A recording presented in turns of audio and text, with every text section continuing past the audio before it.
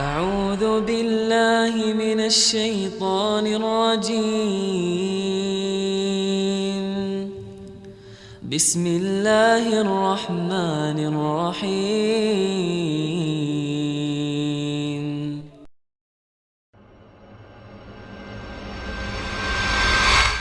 Hadits 528 dari Ibnu Umar radhiyallahu anhuma, beliau berkata, aku telah mendengar Rasulullah sallallahu alaihi wasallam bersabda, "Idza ra'aitumuhu fasumu wa idza ra'aitumuhu fa'aftiru fa in gumma 'alaikum faqduru lah."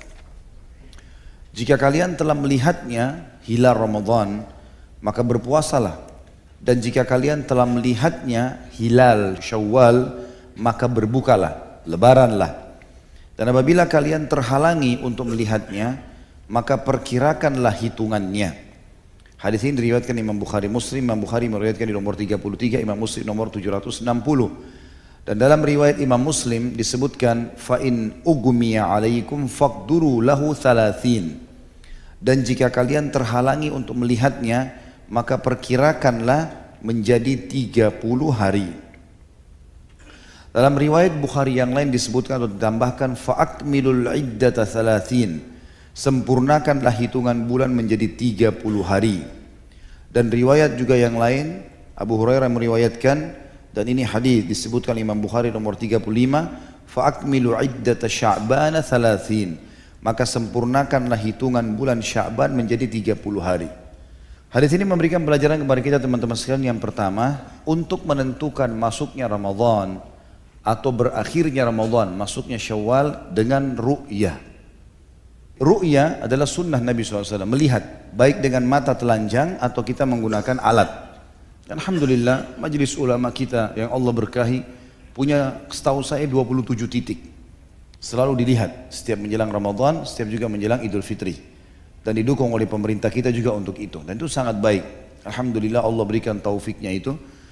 Dan khilaf di antara ulama tentang masalah ru'ya ini. Apakah cukup dengan penglihatan satu orang mewakili seluruh wilayah muslimin? Misal kalau ada orang lihat di Saudi berarti seluruh umat Islam harus ikut, atau setiap wilayah melihat masing-masing? Khilaf panjang lebar permasalahan ini di antara ulama, tapi yang kami simpulkan setelah saya kumpulkan semua dalil-dalilnya, yang paling tepat adalah ru'ya sesuai wilayah masing-masing. Dinukil dari Ibnu Umar radhiyallahu anhu, ya, beliau berpuasa pada saat di Madinah berbeda dengan puasanya masyarakat negeri Syam karena perbedaan melihat bulan. Terlebih lagi kita berada di garis khatulistiwa Indonesia. Saya pernah ikuti sendiri dengan beberapa tokoh-tokoh nasional kita, ada pembahasan secara ilmiah kenapa Indonesia seringkali bulan Sya'bannya 30 hari. Perlu teman-teman tahu ya, hitungan bulan Hijriah 29 hari. Jarang 30. Kalau 31 nggak mungkin ada. Dalam bulan Hijriah nggak ada 31. Itu hanya Masehi saja. Mayoritasnya 29, kalau lewat maka 30. Ya, jadi hari ke-30 di bulan Hijriah mirip dengan hari ke-31 di bulan Masehi. Tidak semua bulan, jarang sekali yang memiliki tanggal 31. Begitu juga dengan bulan Hijriah. Artinya memang hitungan sebenarnya 29 hari. Kalau betul-betul tertutup baru 30 hari. Dan itu dijelaskan dalam makna hadis tadi. Sempurnakanlah 30, sempurnakanlah 30 ya. Nah, pernah ada orang melemparkan pertanyaan begini, Ustaz, kenapa Indonesia sering kali 30 hari Sya'bannya? Kenapa Saudi sering kali 29? Mayoritas waktu pasti Saudi lebih dulu puasa. Kadang-kadang bertepatan sama kita, kadang-kadang tidak. Saya ikuti sendiri penelitian ilmiahnya teman-teman sekalian. Jadi memang di wilayah kita Asia Tenggara secara khusus, di garis khatulistiwa ini memang sering kali tertutup di akhir bulan. Dengan hikmah Allah memang nggak kelihatan. Saya punya kenalan beberapa teman-teman di MUI, lalu saya sempat telepon, gimana Ustaz? Apa sudah kelihatan? Belum. Dari 27 titik ini memang belum kelihatan. Baik. Sudah kita serahkan kepada pemerintah kita karena pemerintah sudah mendukung MUI dan MUI juga sudah berhati-hati dalam masalah seperti ini. Maka ru'ya yang paling tepat, dan yang lebih tepat lagi adalah setiap wilayah melihat masing-masing. Tinggal ulama mengatakan, sahkah penglihatan satu orang di satu wilayah atau harus banyak orang? Maka ini yang lebih kuat adalah sah dengan satu orang. Yang penting orang itu terpercaya.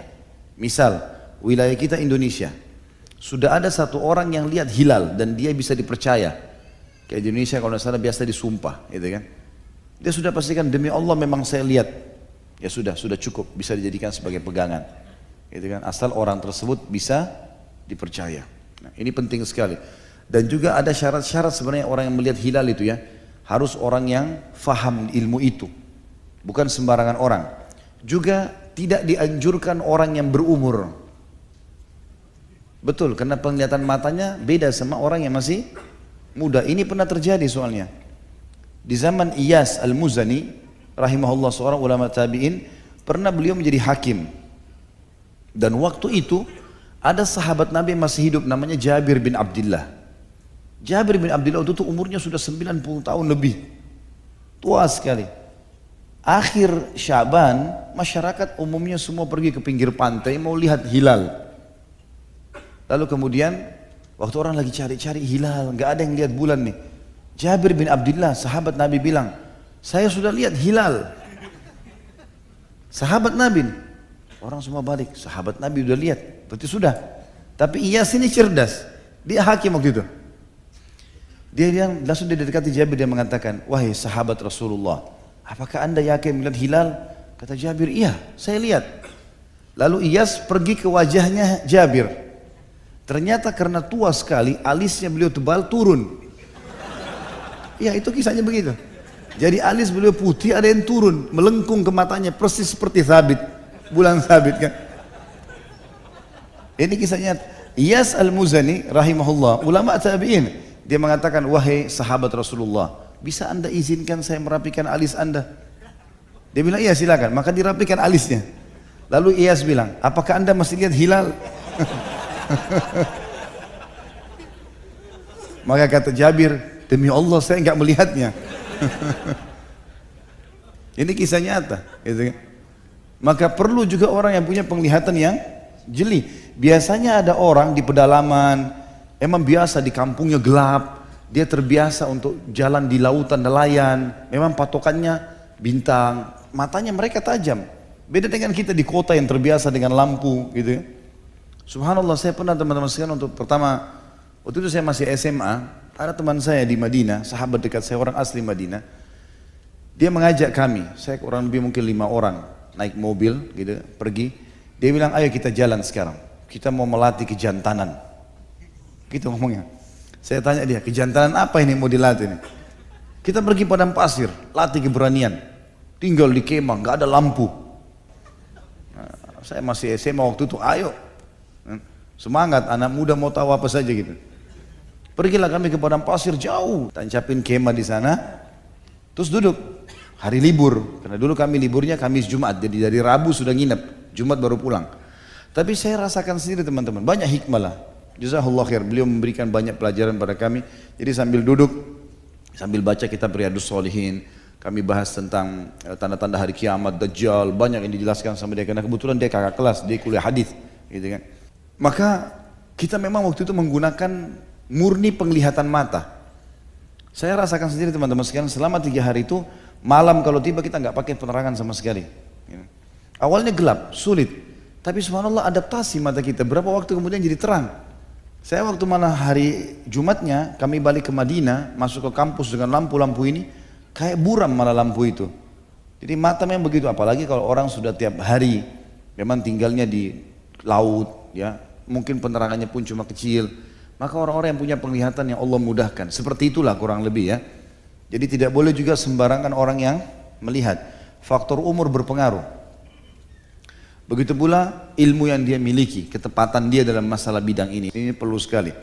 Dan melihat hilal di 2 waktu, di akhir Sya'ban dan di akhir Ramadan.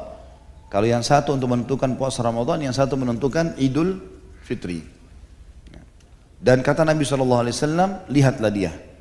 Kalau masuk maka puasalah dengan melihatnya, buka puasalah dengan melihatnya. Artinya 29. Tapi fa in gumma alaikum, kalau tertutup karena tidak bisa lihat, fa atimmus siyama thalathin, sempurnakanlah puasa 30. Karena kalau sudah 30 udah pasti 1 bulan. Karena tidak ada 31 dalam bulan Hijriah. Jadi kita lebihkan sehari. Seperti itulah. Ini makna daripada hadis 528. Hadis 529 dari Ibnu Umar radhiyallahu anhu, beliau berkata, "Tara'an nasul hilal fa akhbartu Rasulullah sallallahu alaihi wasallam anni ra'aituhu fasam wa amara an-nasa bisiyamih." Orang-orang berusaha melihat hilal. Lalu aku, kata Abdullah bin Umar radhiyallahu anhu, aku memberitahukan Rasulullah SAW bahwasanya aku telah melihatnya. Maka beliau pun berpuasa dan menyuruh orang-orang untuk berpuasa dengan penglihatannya Abdullah bin Umar. Hadis ini riwayat Abu Daud dan disahihkan oleh Ibn Hibban dan juga Hakim. Abu Daud menyebutkan di nomor 302, Ibn Hibban di 231 dan Al-Hakim di nomor 423. Hadis ini tentu memberikan pelajaran kepada kita bahwasanya tadi saya bilang, kalau di satu kota, satu wilayah sudah ada satu orang yang lihat dan bisa dipercaya, maka sudah cukup. Tidak harus butuh banyak orang. Satu titik sudah lihat sudah cukup. Hadis 530 dari Ibnu Abbas radhiyallahu anhu, anna Arabiyan ja'a ila Nabi sallallahu alaihi wasallam faqala, inni ra'aitul hilal, faqala atashhadu an la ilaha illallah? Qala na'am. Qala atashhadu anna Muhammad Rasulullah? Qala na'am. Qala fa'adzin fin nasi ya Bilal an yasumu gada. Bahwasanya ada seorang Arab Badui datang kepada Nabi SAW berkata, sesungguhnya aku telah melihat hilal. Lalu beliau bertanya, ini cara bersumpahnya, menanyakan sumpahnya orang itu kalau dia lihat hilal. Apakah engkau bersaksi bahwasanya tidak ada Tuhan yang berhak disembah kecuali Allah? Dia menjawab, iya. Beliau pun bertanya lagi, apakah engkau bersaksi bahwasanya Muhammad adalah Rasulullah? Dia menjawab, iya. Maka beliau bersabda, umumkanlah kepada orang-orang wahai Bilal agar mereka berpuasa besok. Hadis ini diriwayatkan Imam 5 dan disahihkan oleh Ibnu Khuzaimah dan Ibnu Hibban. Namun An-Nasai menguatkan pendapat yang menyatakan hadis-hadis ini mursal. Yang dimaksud mursal adalah masih diperselisihkan tentang kesahihannya. Tapi selama hadis itu ada yang mensahihkan dan ada yang melemahkannya, maka ini adalah hadis yang kemungkinan bisa diterima karena memang ada orang yang menguatkannya dengan pertimbangan-pertimbangan tertentu. Dan hadis ini tentu memberikan pelajaran kepada kita tentang orang yang melihat hilal harusnya muslim.